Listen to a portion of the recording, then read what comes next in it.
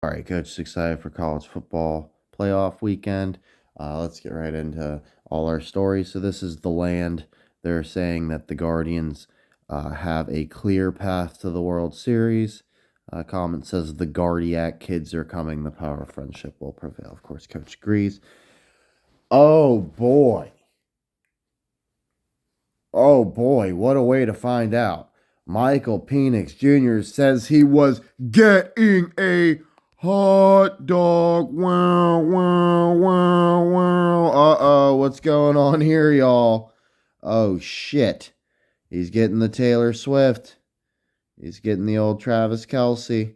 I can't remember who else got the hot dog thing recently, but we know damn sure ain't no way getting a hot dog in red, and Coach is fucking way off the mark with this fucking weird hot dog shit they're doing. No fucking clue what it means. It means something, okay? He's getting a fucking hot dog. Alrighty. So, Crochet dealt to Red Sox for big prospect haul. So, our boy Garrett, he got moved from the White Sox. I'm assuming they just fleeced the old Red Sox in this trade. Apparently, this type of trade is what set the Sox up, the Red Sox, to win their last championship. So this is going the opposite way. Um, White Sox were rebuilding. They lost record-setting 121 palindrome games last season, very similar to the 111 games that were lost previously. 111 by our Cleveland Indians. And the Red Sox sent an impressive group of four, fronted by catcher Kyle Teal, who was rated number 25 on MLB's Pipeline's top 100 prospects list and number 4 in Boston system at the time the agreed upon trade. So we got number 25 prospect. That sounds good to As me. a kind of weird update to the skins code. Okay, so we noticed it was 51 years from 1982 if they hit in 2033.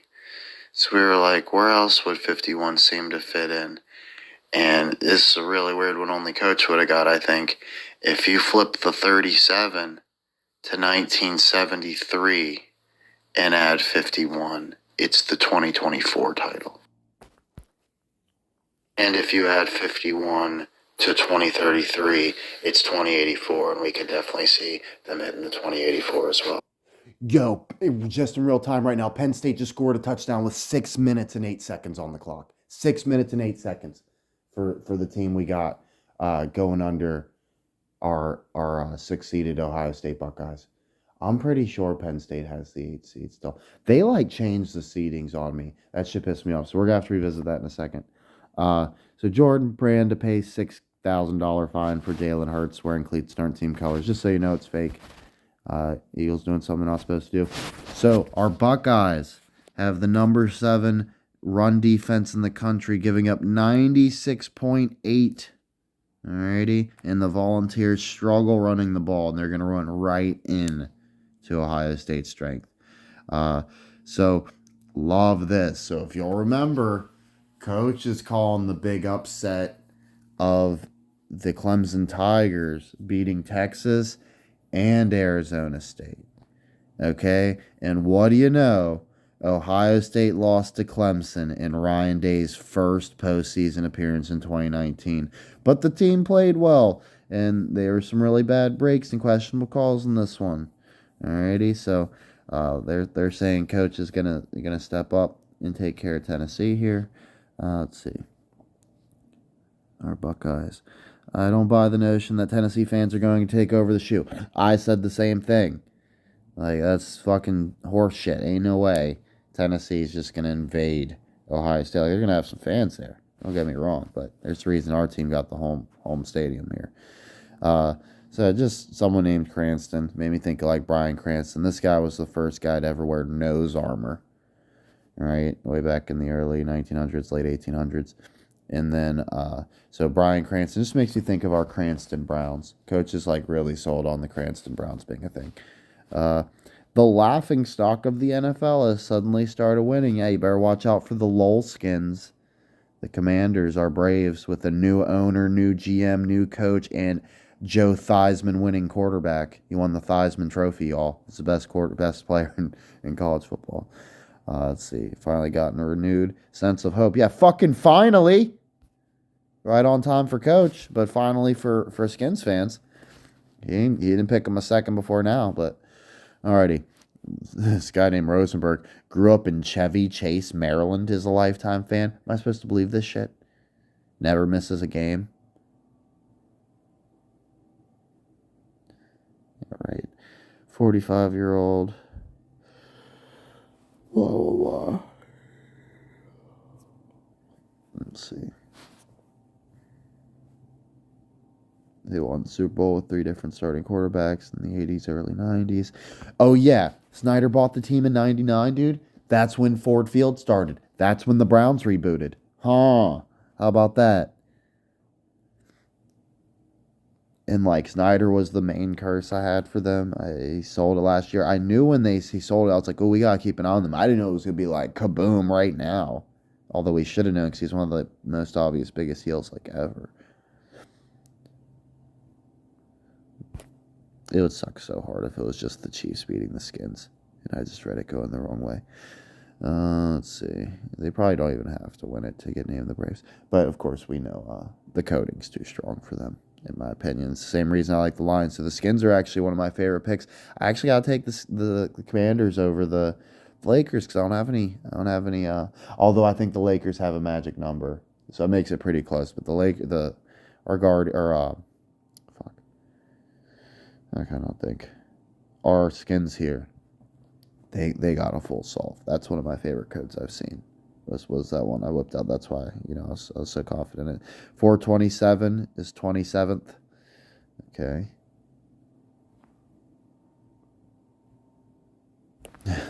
Here we go. The harassments.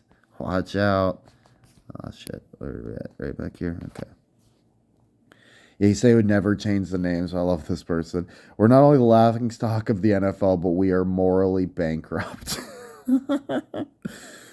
Whoa, this is terrible. Dan Snyder is terrible. The name is bad. There's a lot of stuff going on. Yeah, like, I've been bringing this up to customers, and they're all like, well, I'll definitely give you the Commander's name sucks.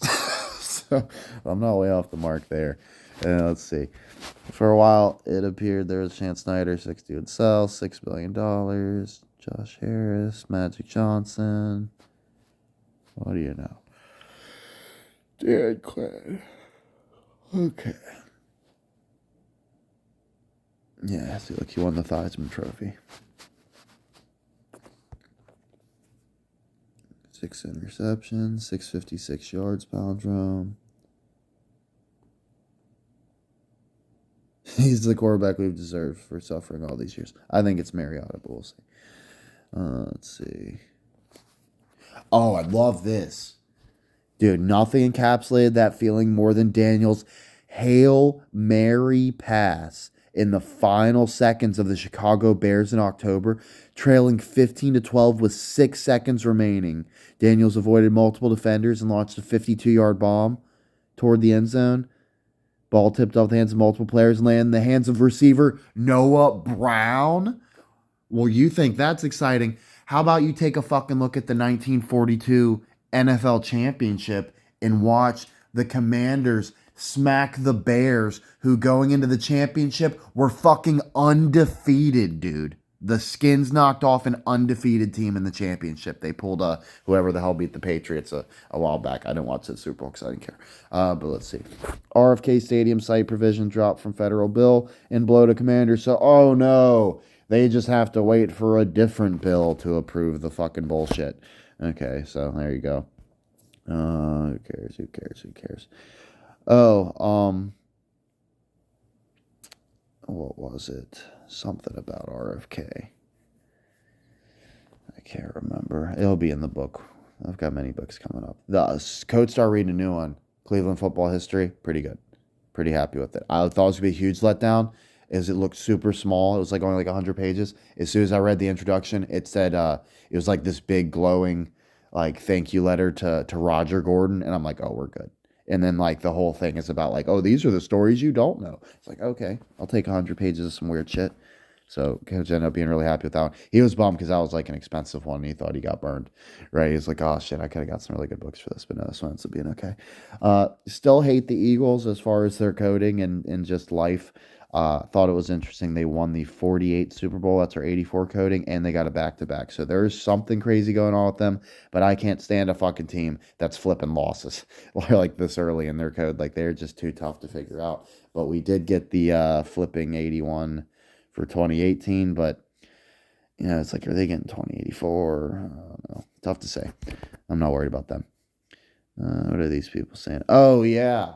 So talking about Saquon Barkley getting to 2,000 yards. They're saying he's against three of the league's worst rush defenses, right? Commanders are 24th against the run.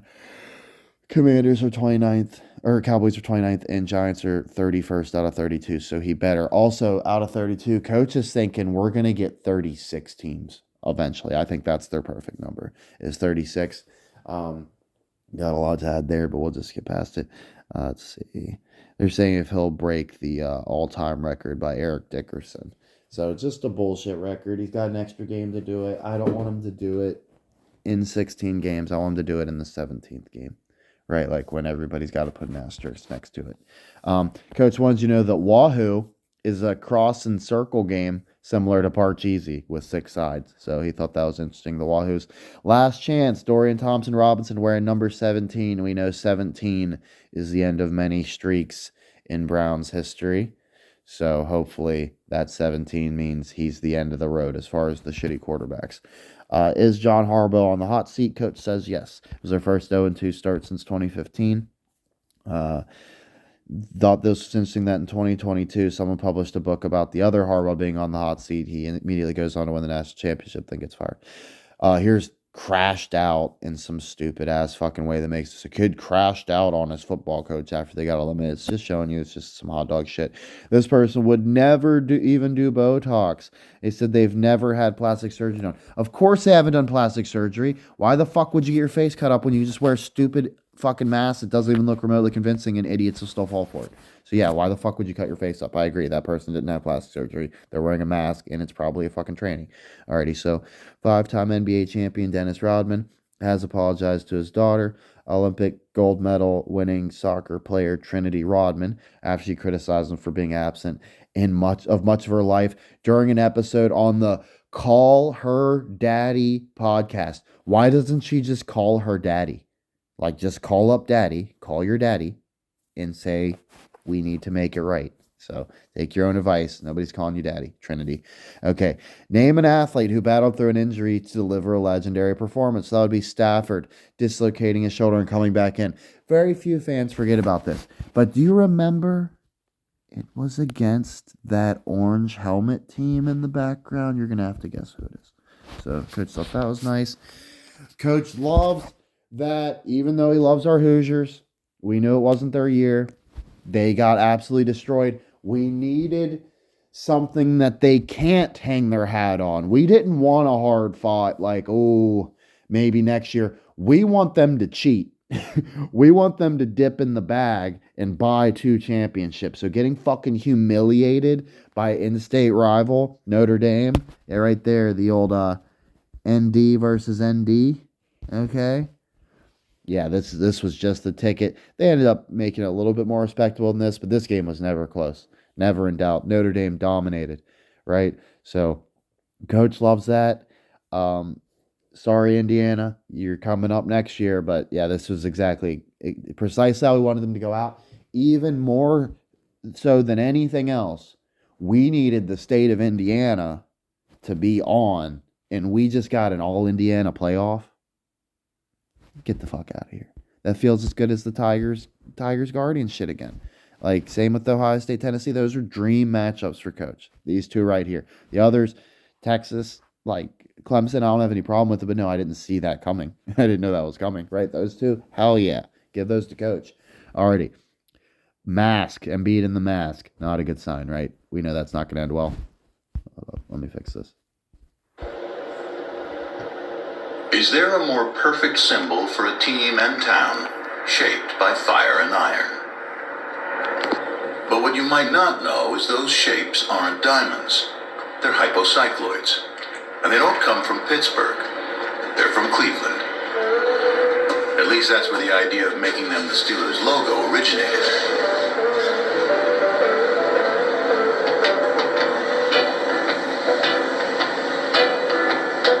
Now I got a story. It's true as can be. That's right. Back in 1962, Republic Steel of Cleveland, Ohio, suggested that the Steelers, 75 miles east, adopt the American Steel Institute symbol as its own. So you got it. Cleveland's the reason the Steelers have their logo. You got to go 76 east to get to Pittsburgh. Okay. It's this part of the country, it's two what feel like small towns. And a lot of familiarity. It's a great rivalry. It goes back for so many years. The Turnpike rivalry is one of the NFL's best and oldest. It began in 1950, 2 decades before the AFC even existed. Alrighty. So, Steelers versus Browns, 2 decades older than the AFC. Hey, Dad. Showboat, you ain't in North Carolina. This the league, man, the best of the best. You ain't at North Carolina. This league, man, the best of the best. You listening, Belichick? With your bitch ass in North Carolina? Are you fucking out of your fucking mind? You really are gonna fucking take that bluff? Coach will fucking wear the dunce cap if he ends up coaching in North Carolina.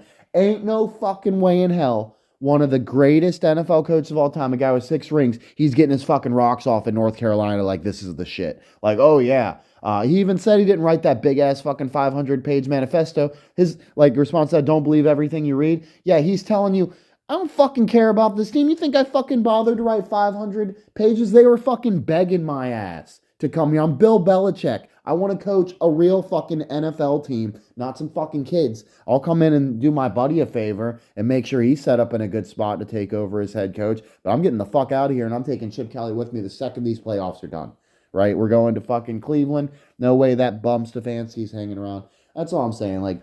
Ain't no fucking way. It ain't even a real college. I'm asking him to burn Alabama here. He's playing for North Carolina. I'm the biggest ACC fan around. Ain't nobody gives us respect for football, including me. I ain't ever fucking hyped up ACC football. Unless it's a Miami year or something, they're maybe doing something crazy. But even back then, they were in the Big East, right? So almost all the teams I would have told you were good. They weren't even in the ACC at the fucking time, and they're not good now. So the ACC blows. They're the best basketball team in the country or conference. They ain't got shit for football, and Bill Belichick knows it. And UNC ain't even the best of the ACC schools to go in. It's just to do the Lawrence Taylor fucking tribute. I'm telling you. So that's coach's thought. Bengals running back is Chase Brown. Jumped in the kettle. Got fined. Thought it was cute. Okay. Notre Dame picks up his first ever college football. Oh, yeah. So that was their first ever playoff win. So good for them. And look, they end up making it look close. Come on. That game, no. They got blown out. 10 points. That's fucking that's so they didn't cover the spread or some shit. You know it. Okay, we got. This is hilarious to coach. Let's take it round by round, okay? So first round, we've got our Ohio State Buckeyes with only a 36% chance to make it ahead. So they're saying Texas, Oregon, Notre Dame, Georgia, and Penn State, all with better odds, just slightly better odds than Boise State. Okay? And then look who's got the lowest odds to advance. How does that work? How is Ohio State's got such meh odds to advance, but then the team they're playing, Tennessee, least likely of all the teams? Does that make sense to you? Those numbers aren't adding up to coach. Someone's got to win that game. If Tennessee's only got a 10% chance to advance, by my math, Ohio State's got a 90% chance. Or wait, to make semis. Okay. So they're talking 2 rounds ahead. Alrighty. So I can buy that. Sorry, coach got a little confused. But still, we love that Tennessee has the worst odds of all these bullshit teams, including Ohio State and SMU and Boise, right? They're saying Tennessee is dead in the water. So let's look ahead one round. So to make the championship, okay, they have Ohio State with So like the teams we would have advancing here. So I want to say we have a major upset predicted, right? Clemson over Texas. So if we need a major upset like that, in coach's opinion, we want every other matchup to be chalk. Okay? Especially our Ohio State Tennessee one. Right? But usually if there's an upset, that's all there is. There's just the big one, right? Maybe you'll get a couple mini ones or not at all. Right? But coach is saying we're getting one big one to start it off. So that's perfect that all of our other teams there, they're the higher seed. Right? So we got Penn State taking care of SMU. Let's see there. Yeah, Penn State has way better odds than SMU. So that looks good for us because we think Ohio State and Penn State are squared off in the national title. Right, assuming the bracket predictor I had was accurate as far as like ways it can go down that those two teams can meet in the finals. But yeah, check this out. To win the national championship, so there's 1, 2, 3, 4, 5 teams with better odds to make the semis than Ohio State. Okay, to make the championship, 1, 2, 3, 4, still 5 teams. But somehow, when it gets to the actual national championship and winning the fucking thing, we've got the third best odds. Just 4% lower than Oregon, 2% less than Texas. Right? So coach is definitely thinking Texas getting set up for a fall. We don't need Texas to lose necessarily. But it's hard. Actually, I'm going to say yeah. I'm going to say Texas is fucking done. Because that Ryan Day, Ohio State versus Clemson thing, that's just too juicy, man. And I like the Tigers anyway. Like, as far as Tigers right now. We know Tigers are hot. They like Tigers everywhere. They're throwing Tiger print all over. They're painting the streets Tiger print. Right? So, that's where coach said there. Tennessee with only a 3% chance to win it. Arizona State with a 1% chance. I told you they were the bitch of the tournament. I don't feel bad at all about that call now that I see those odds. 1% chance to win the whole thing. Yeah, they're definitely the bitch. They're one and done. Clemson's going to go right in there and wreck them. So, yeah, I don't want to. Wow, we're already at 22 minutes. Shit. Alrighty, I'm going to leave it here. Appreciate you.